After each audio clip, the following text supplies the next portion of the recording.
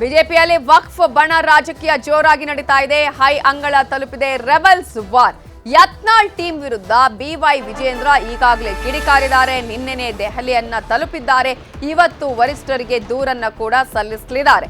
ಹಾಗಾದ್ರೆ ಬಿಜೆಪಿಯ ಬಣ ಬಡಿದಾಟಕ್ಕೆ ಬ್ರೇಕ್ ಬೀಳತ್ತಾ? ಹೈಕಮಾಂಡ್ ಈ ಸಲ ಆದ್ರೂ ಅವರ ಮನವಿಯನ್ನ ಆಲಿಸುತ್ತಾ ಅನ್ನುವ ಪ್ರಶ್ನೆ ಅಂತೂ ಇದೆ. ಆ ಪ್ರಶ್ನೆಗೆ ಉತ್ತರ ಹೈಕಮಾಂಡ್ ನೀಡಬೇಕಾಗಿದೆ. ಯಾಕಂತ ಹೇಳಿದ್ರೆ ಹೈಕಮಾಂಡ್ಗೆ ವಿಜೇಂದ್ರ ದೂರು ಕೊಟ್ಟ ಬಳಿಕವಾದ್ರೂ ಈ ರೀತಿಯಾಗಿ ಎರಡೆರಡು ಮೂರು ಬಣ ರಾಜಕೀಯ ಬೇಡ, ಪಕ್ಷದಲ್ಲಿ ಶಿಸ್ತನ್ನ ನೀವು ಎಲ್ಲರೂ ಕೂಡ ಕೈಗೊಳ್ಬೇಕು ಅಂತ ಹೇಳತ್ತಾ, ಅಥವಾ ನೀವೇನ್ ಮಾಡ್ತಿರೋ ಮಾಡ್ಕೊಳ್ಳಿ ಅನ್ನೋದಕ್ಕೆ ಸುಮ್ಮನೆ ಆಗತ್ತಾ? ಈಗಾಗಲೇ ವಿಜೇಂದ್ರ ದೂರನ್ನ ನೀಡಿದ್ದು, ಯತ್ನಾಳ್ ಅಂಡ್ ಟೀಮ್ ವಿರುದ್ಧ ದೂರನ್ನ ನೀಡಲಿದ್ದಾರೆ. ಪಕ್ಷಕ್ಕೆ ಯತ್ನಾಳ್ ಟೀಮ್ ಡ್ಯಾಮೇಜ್ ಅನ್ನ ಮಾಡ್ತಾ ಅನ್ನುವಂತಹ ಆರೋಪವನ್ನ ಇಟ್ಟುಕೊಂಡು ಈಗಾಗಲೇ ಹೈಕಮಾಂಡ್ಗೂ ಕೂಡ ಮನವಿಯನ್ನ ಸಲ್ಲಿಸಲಿದ್ದಾರೆ. ಸೂಕ್ತ ಕ್ರಮಕ್ಕೆ ವಿಜೇಂದ್ರ ಅವರು ವಕ್ಫ್ ವಿರುದ್ಧ ಒಗ್ಗಟ್ಟಿನ ಹೋರಾಟಕ್ಕೆ ಸೂಚಿಸಿ ಅನ್ನುವ ಮನವಿಯನ್ನ ಕೂಡ ಮಾಡಲಿದ್ದಾರೆ. ಭಿನ್ನಮತಕ್ಕೆ ಹೈಕಮಾಂಡ್ ಲೀಡರ್ಸ್ ಬ್ರೇಕ್ ಹಾಕ್ತಾರಾ ಅಥವಾ ಆ ಭಿನ್ನಮತವನ್ನ ನೋಡ್ಕೊಂಡು ಹಾಗೇ ಸುಮ್ಮನಿರ್ತಾರ? ಇಲ್ಲಿವರೆಗೂ ಕೂಡ ಯಾವುದೇ ರೀತಿಯ ಕ್ರಮ ಆಗಿಲ್ಲ ಅನ್ನೋದನ್ನ ನಾವಿಲ್ಲಿ ಗಮನಿಸಬೇಕಾಗತ್ತೆ. ಈಗಾಗಲೇ ಒಂದ್ ಕಡೆ ವಿಜೇಂದ್ರ ಅವರು ಅನೌನ್ಸ್ ಮಾಡಿದ್ದಾರೆ ವಕ್ಫ್ ವಿಚಾರಕ್ಕೆ ಸಂಬಂಧಪಟ್ಟ ಹಾಗೆ ಹೋರಾಟ, ಮತ್ತೊಂದು ಕಡೆ ಯತ್ನಾಳ್ ಟೀಮ್ ಅದಕ್ಕಿಂತ ಮುಂಚೆನೆ ಈಗಾಗಲೇ ಈ ಒಂದು ಹೋರಾಟದವನ್ನ ಹೇಳಿದೆ. ಮಾಧ್ಯಮಗಳನ್ನ ಕರೆಸಿ ಅಲ್ಲಿ ಸಭೆ ಮಾಡ್ತೀವಿ ಅಂತ ಹೇಳಿ ಮಾಧ್ಯಮಗಳ ಮೂಲಕ ವಿಜೇಂದ್ರ ಅವರಿಗೆ ಆಹ್ವಾನ ಕೊಟ್ಟಿದ್ದಾರೆ. ಹಾಗಾದ್ರೆ ಪಕ್ಷದಲ್ಲಿ ಯಾವ ರೀತಿಯಾಗಿ ಈ ಒಂದು ಕ್ರಮವನ್ನ ಕೈಗೊಳ್ಳುವಂತಹ ಪ್ರಯತ್ನ ನಡೆಯುತ್ತೆ ಅನ್ನೋದು ಕುತೂಹಲದ ಪ್ರಶ್ನೆ ಇಲ್ಲಿ. ಪಟೇಲ್ರೆ, ಈಗಾಗಲೇ ನಾವು ಗಮನಿಸ್ತಾ ಇದೀವಿ, ಹಲವು ದಿನಗಳಿಂದಲೂ ಕೂಡ ಒಂದು ಬಿಜೆಪಿಯಲ್ಲಿ ಯಾವ ರೀತಿಯಾದಂತಹ ಬೆಳವಣಿಗೆಗಳು ಇದೆ ಅನ್ನೋದು. ಇಂತಹ ಸಂದರ್ಭದಲ್ಲಿ ಈಗ ದೂರನ್ನ ವಿಜೇಂದ್ರ ಏನೋ ಕೊಡ್ತಾರೆ, ಆದ್ರೆ ಹೈಕಮಾಂಡ್ ನಿರ್ಧಾರ ಏನು, ಹೈಕಮಾಂಡ್ ಯಾವ ರೀತಿಯಾಗಿ ಸ್ಪಂದಿಸುತ್ತೆ ಅನ್ನೋದೇ ಇರುವಂತಹ ಪ್ರಶ್ನೆ. ಏನ್ ಮಾಡಬಹುದು ಅನ್ಸುತ್ತೆ ಈ ಸಲ? ಬಿಜೆಪಿ ರಾಜ್ಯಾಧ್ಯಕ್ಷರಾಗಿ ವಿಜಯೇಂದ್ರ ಅವ್ರದ್ದು 1 ವರ್ಷ ಪೂರೈಸಿದ್ದಾರೆ. 1 ವರ್ಷದಿಂದಲೂ ಕೂಡ ಬಸವನಗೌಡ ಪಾಟೀಲ್, ಯತ್ನಾಳ್, ರಮೇಶ್ ಜಾರಕಿಹೊಳಿ ಸೇರಿದ ಅನೇಕರು ಅವರು ನಮ್ಮ ಅಧ್ಯಕ್ಷ ಅಲ್ಲ ಅನ್ನೋ ಒಂದು ಆರೋಪವನ್ನು ಹೇಳ್ಕೊಂಡು ನಿರಾಕರಿಸ್ಕೊಂಡು ಬರ್ತಿರುವಂಥದ್ದು. ಮತ್ತೊಂದು ಕಡೆ ಪ್ರಮುಖವಾಗಿ ಗುಡಿ ಅವರು ಹೇಳ್ತಿದ್ದಾರೆ 1,000 ಕೋಟಿ ಆರೋಪವನ್ನು ಮಾಡಿದರು. ಮೊನ್ನೆ ಇತ್ತೀಚೆಗೆ ಅಷ್ಟೇ ಆಪರೇಷನ್ ಕಮಲ ಡಿ ಕೆ ಶಿವಕುಮಾರ್ ಜೊತೆ ಸೇರಿಕೊಂಡು ವಿಜೇಂದ್ರ ಅವರು ಎಲ್ಲ ಒಂದು ಕಡೆ ಕಾಂಗ್ರೆಸ್ ಒಳಗಡೆ ಆಪರೇಷನ್ ಮಾಡ್ತಿದ್ದಾರೆ ಅಂತೇಳಿ ಆರೋಪವನ್ನು ಮಾಡಿದರು. ಮೂಡಾ ಹೋರಾಟದ ವಿಚಾರದಲ್ಲಿ ಕೂಡ ಆರೋಪವನ್ನು ಮಾಡಿದ್ರು. ಅವರು ನಮ್ಮ ಅಧ್ಯಕ್ಷರಲ್ಲ ಅಂತ ಹೇಳಿದರು. ಕೋವಿಡ್ ಹಗರಣವನ್ನು ಇವ್ರ ಮೇಲೆ ಆರೋಪವನ್ನು ಮಾಡಿದರು. ನೀರಾವರಿ ಇಲಾಖೆಯಲ್ಲಿ 18,000 ಕೋಟಿ ರೂಪಾಯಿ ಆರೋಪವನ್ನು ವಿಜೇಂದ್ರ ವಿರುದ್ಧ ಮಾಡಿದರು. ಇಷ್ಟೆಲ್ಲ ಮಾಡಿದ್ರು. 1 ವರ್ಷದಿಂದ ಅವ್ರ ಮೇಲೆ ಕ್ರಮ ಕೈಗೊಳ್ಳೋಕ್ಕಾಗಿಲ್ಲ. ಅಂದರೆ ವಿಜೇಂದ್ರ ಅವರು ಅಷ್ಟು ವೀಕ್ ಪ್ರೆಸಿಡೆಂಟಾ? ಒಬ್ಬ ನಾಯಕನ ತನ್ನ ಒಬ್ಬ ಅಧ್ಯಕ್ಷನನ್ನು ಒಪ್ಪಿಕೊಳ್ತಾ ಇಲ್ಲ, ಒಬ್ಬ ಶಾಸಕ ಒಪ್ಕೊಳ್ತಿಲ್ಲ, ಮತ್ತು ಇವರು ಕರೆಯುವಂಥ ಸಭೆಗಳಿಗೆ ಬರ್ತಿಲ್ಲ, ಶಾಸಕಾಂಗ ಪಕ್ಷ ಸಭೆಗೆ ಕೂಡ ಗೈರಾಗ್ತಾರೆ, ಮತ್ತು ಇವರು ಕರೆಯುವಂಥ ಯಾವುದೇ ಸಭೆಗೆ ಬರ್ತಿಲ್ಲ ಅಂತ ಹೇಳಿದ್ರೆ ಅದು ಭಾರತೀಯ ಜನತಾ ಪಕ್ಷ ಅಂದರೆ ಅದು ಇವರಾಗೆ ಇವರು ಹೇಳ್ಕೊಳ್ಳುವ ರೀತಿಯಲ್ಲಿ ನಮ್ಮದು ಶಿಸ್ತಿನ ಪಾರ್ಟಿ ಅಂತ ಹೇಳಿ. ಹಾಗಾದರೆ ಇಲ್ಲಿ ಯಾರು ಸ್ಟ್ರಾಂಗ್ ಅಂತ ನೀವೇ ಹೋಗ್ಬೇಡಿ. ಯತ್ನಾಳ್ ಸ್ಟ್ರಾಂಗೋ ಅಥವಾ ವಿಜೇಂದ್ರ ಸ್ಟ್ರಾಂಗೋ, ಅಥವಾ ಯತ್ನಾಳ್ ಮಾತು ನಡೆಯುತ್ತಾ ಅಥವಾ ವಿಜೇಂದ್ರ ಮಾತು ನಡೆಯುತ್ತಾ? ಈಗ ಹಲವು ಬಾರಿ ಇದೇನು ಹೈಕಮಾಂಡ್ ಗೊತ್ತಿಲ್ಲದ ವಿಷಯ ಏನಲ್ಲ. ರಾಧಾ ಮೋಹನ್ ಸಿಂಗ್ ಅವರಿದ್ದಾರೆ ಇಲ್ಲಿ, ಅವ್ರಿಗೂ ಗೊತ್ತು, ಈ ಹಿಂದೆ ಇದ್ದಂಥವ್ರಿಗೂ ಗೊತ್ತು, ಎಲ್ಲರಿಗೂ ಗೊತ್ತು. ಹಾಗಾದರೆ ಏನು ನಡೀತಿದೆ ಕರ್ನಾಟಕದಲ್ಲಿ? ಡಿವೈಡ್ ಆ್ಯಂಡ್ ರೂಲ್ನ ಯಾರೋ ಒಬ್ಬರು ನಾಯಕರು ಮಾಡ್ತಾ ಇದ್ದಾರಾ? ಒಂದು ಕಡೆ ವಿಜೇಂದ್ರ ಬಣ, ಮತ್ತೊಂದು ಕಡೆ ಯತ್ನಾಳ್ ಬಣ ಅಂತ ಹೇಳಿ ಮಾಡಿದ್ದಾರೆ. ಕರ್ನಾಟಕದಲ್ಲಿ ಭಾರತೀಯ ಜನತಾ ಪಕ್ಷ ಆಗಿಲ್ಲ, ಈಗ ವಿಜೇಂದ್ರ ಬಣ ಮತ್ತು ಯತ್ನಾಳ್ ಬಣ ಅಂತ ಆಗಿರ್ತಕ್ಕಂಥ. ಹಾಗಾದರೆ ಯಾರೋ ಒಬ್ರು ಪುಷ್ ಮಾಡ್ತಿರ್ಬೋದು ಅಂತ ಅರ್ಥ. ಈಗ ಕೊನೆಯದಾಗಿ ಈಗ ತಾರ್ಕಿಕ ಅಂತ್ಯಕ್ಕೆ ಬಂದಿದೆ ಅಂತ ಹೇಳಿದ್ರು ತಪ್ಪಾಗಲಾರ್ದು. ಈಗ ಡಿಸೆಂಬರ್ ನಂತರ ಬಿಜೆಪಿ ರಾಷ್ಟ್ರೀಯ ಅಧ್ಯಕ್ಷರ ಬದಲಾವಣೆ ಕೂಡ ಇರ್ತಕ್ಕಂಥದ್ದು. ಇದರ ನಡುವೆ ಡಿಸೆಂಬರ್ನಲ್ಲಿ ಕ್ರಾಂತಿ ನಡೆಯುತ್ತೆ, ಡಿಸೆಂಬರ್ನಲ್ಲಿ ಬಿಜೆಪಿಲಿ ದೊಡ್ಡ ಒಂದು ವಿಪ್ಲವ ನಡೆಯುತ್ತೆ ಅಂತೇಳಿ ವಿಜೇಂದ್ರ ವಿರೋಧಿ ನಾಯಕರುಗಳು ಅಂತ ಕರಿಬೋದು. ಬಿಜೆಪಿ ಒಳಗಡೆ ಇರ್ತಕ್ಕಂಥ ವಿಜೇಂದ್ರವನ್ನು ವಿರೋಧಿಸ್ತಕ್ಕಂಥ ನಾಯಕರುಗಳು ಹೇಳ್ತಿರ್ತಕ್ಕಂಥದ್ದು.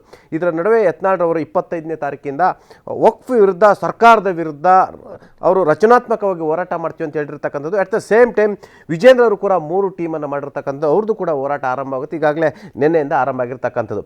ಅಂದರೆ ಸಂದೇಶ ಏನು ರವಾನೆ? ಇವರು ಬೇರೆ ಪಾರ್ಟಿಯ ಬೇರೆ ನಾಯಕರುಗಳಿಗೆ ನೀವು ಕ್ವಶನ್ ಮಾಡೋಕ್ಕೆ ಇವ್ರಿಗೆ ರೈಟ್ಸೇ ಇಲ್ಲ. ನಿಮ್ಮದು ಪಾರ್ಟಿ ಸರಿ ಇಲ್ಲ, ನೀವು ಸರಿ ಇಲ್ಲ ಅಂತ. ಯಾಕಂದರೆ ಇವ್ರ ಮನೆಯಲ್ಲಿ 2 ಬಣ ಇದೆ, ಒಂದು ವಿಜೇಂದ್ರ ಬಣ ಮತ್ತು ಯತ್ನಾಳ್ ಬಣ ಅಂತ.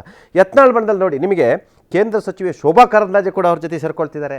ವಿ ಸೋಮಣ್ಣ ಹೋಗಿದ್ರು ಅವರಿಗೆ ಅವತ್ತು ಪ್ರತಿಭಟನೆ ಸಂದರ್ಭದಲ್ಲಿ. ಪ್ರಹ್ಲಾದ್ ಜೋಶಿ ಅವರು ಹೋಗಿದ್ರು, ಅರವಿಂದ್ ಬೆಲ್ಲದ್ರವರು ಹೋಗಿದ್ರು, ರಮೇಶ್ ಜಾರಕಿಹೊಳಿ ಹೋಗಿದ್ರು, ಕುಮಾರ ಬಂಗಾರಪ್ಪ, ಪ್ರತಾಪ್ ಸಿಂಹ, ಅರವಿಂದ ಲಿಂಬಾವಳಿ, ಎಲ್ಲರೂ ದಿನೇ ದಿನೇ ಒಂದು ಟೀಮ್ ಸ್ಟ್ರಾಂಗ್ ಆಗ್ತಿದೆ. ನಿನ್ನೆ ಅಷ್ಟೇ ತಿಪ್ಟೂರಿನ ನಾಗೇಶ್ ಅವರು ಮಂತ್ರಿ ಆಗಿದ್ದರು, ಅವರು ಕೂಡ ಇವ್ರ ಬಡಕ್ಕೆ ಕೆಲವೊಂದು ಕಡೆ ಸೇರ್ಪಡೆ ಆಗಿರ್ತಕ್ಕಂಥದ್ದು. ಹಾಗಾಗಿ ವಿಜೇಂದ್ರ ಅವರು ಇವತ್ತು ದೂರನ್ನು ಕೊಡ್ತಿದ್ದಾರೆ. ಇಲ್ಲ ನಾನು ರಾಜ್ಯಾಧ್ಯಕ್ಷನ ಅಥವಾ ಯತ್ನಾಳ್ ಅಂತ ನೀವು ಡಿಸೈಡ್ ಮಾಡಿ, ಮತ್ತು ಯತ್ನಾಳ್ರವ್ರನ್ನ ಕಡಿವಾಣ ಹಾಕ್ತೀರಾ ಅಥವಾ ಇಲ್ವಾ? ನಾನು ರಾಜ್ಯಾಧ್ಯಕ್ಷನ ಕೆಲಸ ಮಾಡಬೇಕಾ ಬೇಡ ಅಂತ ಹೇಳ್ತಾರೆ. ಯಾಕಂತ ಹೇಳಿದ್ರೆ ಎಸ್, ಒಬ್ಬ ರಾಜ್ಯಾಧ್ಯಕ್ಷರಿಗೆ ಈ ಥರ ಒಬ್ಬ ಅವ್ರದೇ ಪಕ್ಷದ ಒಬ್ಬ ದೊಡ್ಡ ನಾಯಕ, ಒಬ್ಬ MLA, ಒಬ್ಬರಲ್ಲ, ಅದು ಯಾರು ರಮೇಶ್ ಜಾರಕಿಹೊಳಿ, ಇವ್ರು ನಮ್ಮ ರಾಜ್ಯಾಧ್ಯಕ್ಷರನ್ನ ನಾವು ಒಪ್ಕೊಳ್ಳಲ್ಲ ಅಂತ ಹೇಳ್ತಾರೆ ಅಂತ ಹೇಳಿದ್ರೆ ನನ್ನ ಕತೆ ಏನಾಗಬೇಕಂತೇಳಿ ಇವತ್ತು ನಡ್ಡಾರವ್ರನ್ನ ಅವರು ಬಹುಶಃ ಕೈ ಮುಗಿದು ಕೇಳ್ಬೋದು ಅಂತ ಕಾಣುತ್ತೆ. ದಯಮಾಡಿ ಹೇಳಿ, ನಾನು ರಾಜ್ಯಾಧ್ಯಕ್ಷನ ಅಥವಾ ರಾಜ್ಯಾಧ್ಯಕ್ಷನ ಮುಂದುವರಿಬೇಕಾ, ಇಲ್ಲ ಯತ್ನಾಳ್ ಯಾರನ್ನಾದ್ರೂ ಮಾಡಿ, ಇಲ್ಲ ಅವ್ರನ್ನ ಯಾರನ್ನಾದ್ರೂ ಮಾಡಿ, ಇಲ್ಲ ನನ್ನನ್ನು ಬಿಟ್ಬಿಡಿ ಅಂತ ಕೇಳುವಂಥ ಪರಿಸ್ಥಿತಿ ನಿರ್ಮಾಣ ಆಗಿರ್ತಕ್ಕಂಥದ್ದು. ಇವತ್ತು ದೂರು ಕೊಡ್ಲಿಕ್ಕೆ ಹೋಗ್ತಿದ್ದಾರೆ. ಈ ಏನು ಒಕ್ಕೂ ವಿರುದ್ಧ ಹೋರಾಟಕ್ಕೆ ಪಾರ್ಟಿ ಜೊತೆ ಕೈ ಜೋಡಿಸಿ ನೀವು ಸೂಚನೆ ಕೊಡಿ, ನೀವು ಅದಕ್ಕೆ ಇಲ್ಲ ಅದನ್ನು ಸ್ಟಾಪ್ ಮಾಡಿಸಿ, ಎರಡರಲ್ಲಿ ಒಂದು ಹೇಳಬೇಕು, ಇಲ್ಲ ಪಾರ್ಟಿ ಜೊತೆ ಅವ್ರು ಬರಬೇಕು, ಇಲ್ಲ ಸ್ಟಾಪ್ ಮಾಡಿಸ್ಬೇಕಂತೇಳಿ. ಹಾಗಾಗಿ ಹೈಕಮಾಂಡ್ ನಿರ್ಧಾರ ಇವತ್ತು ಗೊತ್ತಾಗುತ್ತೆ. ಯಾಕಂತ ಹೇಳಿದ್ರೆ ಆಗ ಹೈಕಮಾಂಡ್ ಇವ್ರು ಹೋಗಿ ಇವತ್ತು ಕಂಪ್ಲೇಂಟ್ ಮಾಡಿ, ದೂರು ಮಾಡಿ, ಇದನ್ನು ಬಗೆಹರಿಸಿ ಸಮಾಧಾನ ಮಾಡಿ ಅಂತ ಹೇಳಿದ್ರು ಕೂಡ ಸಮಾಧಾನ ಮಾಡಿಲ್ಲ ಅಂತ ಹೇಳಿದ್ರೆ ಒಂದು ಸೆಕೆಂಡ್ ಯತ್ನಾಳ್ ಜೊತೆ ಇದೇ ಹೈಕಮಾಂಡ್ನ ಇನ್ನೊಂದು ಟೀಮ್ ಇದೆ ಅನ್ನೋದು ಸ್ಪಷ್ಟ. ಎಸ್ ಗುಡಿ, ಈಗಾಗಲೇ ನಾವು ನೋಡಿದ್ವಿ ಅಂದ್ರೆ ಒಂದ್ ಕಡೆ ಮೂಡ ಹೋರಾಟದ ವಿಚಾರದಲ್ಲಿ ಯತ್ನಾಳ್ ಟೀಮ್ ಬರಲಿಲ್ಲ, ಮತ್ತೊಂದ್ ಕಡೆ ತಾವು ವಾಲ್ಮೀಕಿ ಹೋರಾಟವನ್ನ ಮಾಡಬೇಕು ಅಂತ ಹೇಳಿದ್ರು, ಪಾದಯಾತ್ರೆ ಮಾಡಬೇಕು ಅನ್ನೋದಕ್ಕೆ ಅದಕ್ಕೆ ಅವಕಾಶ ಸಿಗ್ಲಿಲ್ಲ. ನಾವೇ ಯಾಕೆ ಮುನ್ನುಗ್ಗಬಾರ್ದು, ನಮ್ಗೆ ಇಲ್ಲಿ ಬೆಂಬಲ ಇದೆ ಅನ್ನೋದನ್ನ ಹೇಳುವಂತಹ ಪ್ರಯತ್ನವನ್ನು ಯತ್ನಾಳ್ ಟೀಮ್ ಮಾಡ್ತಾ ಇದೆಯಾ. ಈ ಮೂಲಕ ಈಗ ಸಾಕಷ್ಟು ಹಗರಣಗಳು, ಸಾಕಷ್ಟು ಆರೋಪಗಳಿದೆ. ಈ ವಿಚಾರಗಳನ್ನ ಇಟ್ಕೊಂಡು ಬಿಜೆಪಿ ಯಾವ ರೀತಿಯಾಗಿ ಹೋರಾಟ ಮಾಡಬಹುದಾಗಿತ್ತು. ಆದ್ರೆ ಇವ್ರದೇ ಬಣ ರಾಜಕೀಯ ಇಲ್ಲಿ ಮುಗಿತಾ ಇಲ್ಲ, ಇವ್ರಿಗೆ ಇಲ್ಲಿ ಸರಿ ಇಲ್ಲ ಅನ್ನುವಂಥದ್ದನ್ನ ಈ ಮೂಲಕ ಕಾಂಗ್ರೆಸ್ಗೆ ಇಲ್ಲಿ ಅವರು ಲಾಭ ಕೊಟ್ಟಂಗ ಆಯ್ತು ಅಂತ.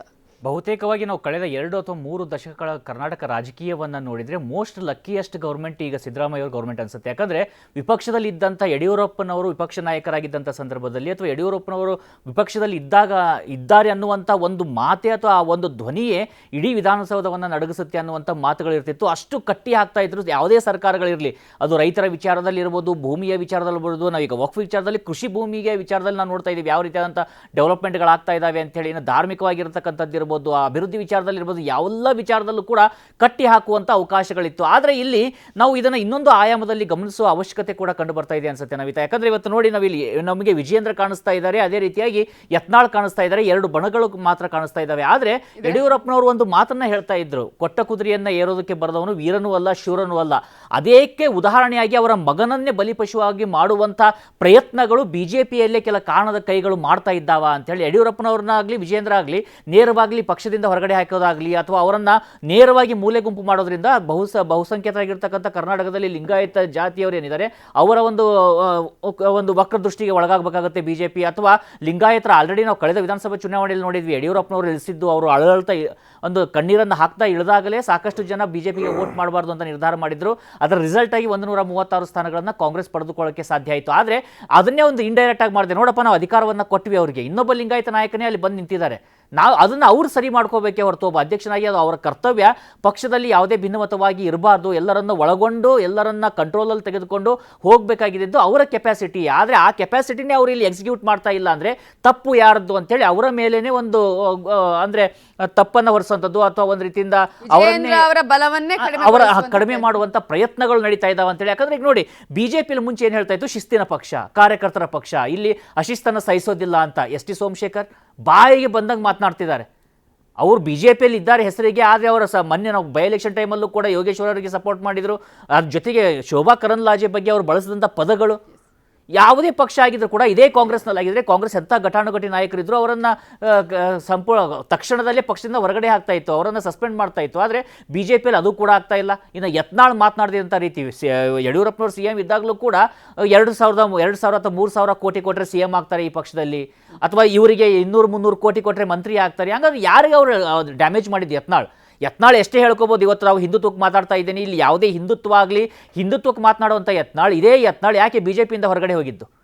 ಅವರನ್ನು ವಾಪಸ್ ಬಿಜೆಪಿಗೆ ಕರೆತಂದಿದ್ದು ಇದೇ ಯಡಿಯೂರಪ್ಪನವರನ್ನು ವಾಪಸ್ ಕರೆತಂದಿದ್ದು. ಅಂದರೆ ಇಲ್ಲಿ ಯತ್ನಾಳ್ ಆಗಲಿ ವಿಜಯೇಂದ್ರ ಆಗಲಿ ನಮಗೆ ಮೇಲ್ನೋಟಕ್ಕೆ ಕಾಣ್ತಾ ಇರುವಂಥವ್ರು ದಾರಿಯನ್ನು ತಪ್ಪಿಸುವಂಥದ್ದು. ಒಟ್ಟಾರೆಯಾಗಿ ನೋಡ್ತಾ ಇದ್ರೆ ಬಿಜೆಪಿಯಲ್ಲಿ ಯಾರೋ ತಮ್ಮ ಹಿಡಿತವನ್ನು ಬಲಪಡಿಸೋಕೆ ಪ್ರಯತ್ನವನ್ನು ಪಡ್ತಾ ಇದ್ದಾರೆ. ಆದರೆ ಓವರಾಲ್ ಆಗಿ ನೋಡಿದಾಗ ಇಡೀ ಪಕ್ಷಕ್ಕೆ ಡ್ಯಾಮೇಜ್ ಆಗ್ತಾ ಇದೆ, ಕಾಂಗ್ರೆಸ್ಗೆ ಒಂದು ಈಸಿ ಆದಂಥ ವಾಕ್ ಓವರ್ ಅನ್ನ ಕೊಡ್ಲಾಗ್ತಾ ಇದೆ ಅನ್ನುವಂಥದ್ದು ಕೂಡ ಇಲ್ಲಿ ಕಂಡು ಬರ್ತಾ ಇದೆ. ನವಿತಾ ಪಟೇಲ್, ಈಗ ನಾವು ಗಮನಿಸಿದ ಹಾಗೆ ಇಲ್ಲಿ ಹೈಕಮಾಂಡ್ ನಮ್ಮದೇ ನಡಿಬೇಕು ಅನ್ನುವಂತಹ ಒಂದು ನಿಟ್ಟಿನಲ್ಲಿ ಮಾಡೋದಕ್ಕೆ ಹೋಗಿ ಈ ರೀತಿಯಾಗಿ ಇಲ್ಲಿ ಕರ್ನಾಟಕದಲ್ಲಿ ಹೀನಾಯ ಸ್ಥಿತಿಯನ್ನು ತಲುಪುವಂತಹ ಪರಿಸ್ಥಿತಿ ನಿರ್ಮಾಣ ಆಗಬಹುದು ಅಂತ ಅನ್ಸುತ್ತಾ? ಹೇಗೆ 2013ರಲ್ಲಿ ಇದನ್ನ ಕಾಂಗ್ರೆಸ್ ಎನ್ಕೇಸ್ ಮಾಡ್ಕೊಳ್ತು, 2018 ಕೂಡ ಎನ್ಕೇಸ್ ಮಾಡ್ಕೊಳ್ತು.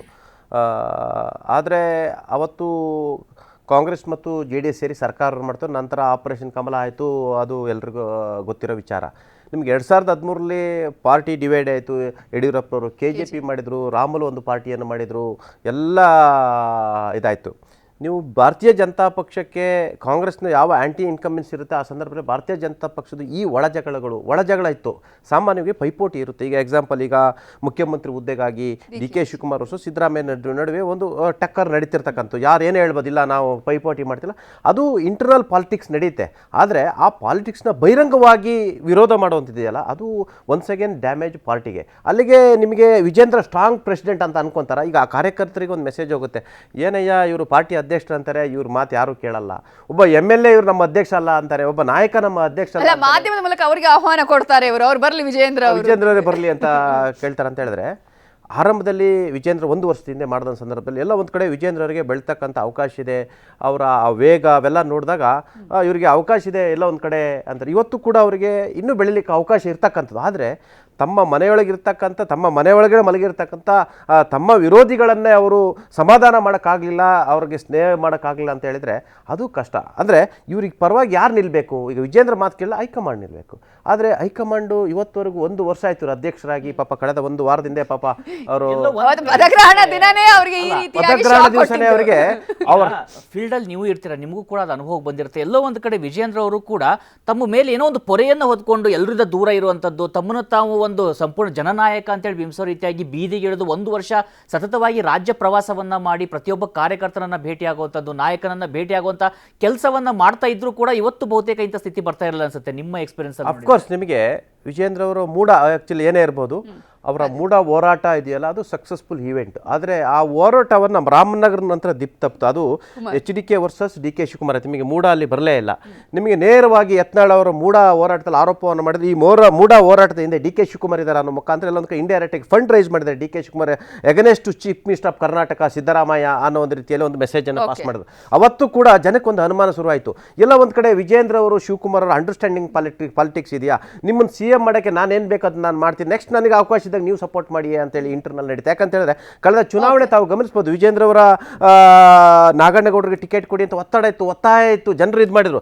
ಆದರೆ ಅಲ್ಲಿ ಗೋಳಿ ಮಹಾಂತೇಶ್ ಅವರು ಟಿಕೆಟ್ ಕೊಟ್ಟರು, ಅಲ್ಲೂ ಕೂಡ ಎಲ್ಲ ಕಡೆ ಮುಖ್ಯಮಂತ್ರಿಗಳು ಇವರಿಗೆ ಬೆಂಬಲ ಕೊಟ್ಟರು ಅಂತೇಳಿ. ಆಯ್ತಾ, ಈ ಅಂಡರ್ಸ್ಟ್ಯಾಂಡಿಂಗ್ ಪಾಲಿಟಿಕ್ಸ್ ಕಾರಣಕ್ಕಾಗಿ ವಿಜೇಂದ್ರ ಅವ್ರಿಗೆ ಈ ಥರ ಆಗ್ತಾ ಇದೆಯಾ ಅನ್ನೋ ಒಂದು ಮಾತು ಕೂಡ ಕೇಳಿ ಬರ್ತಿರುವಂಥದ್ದು.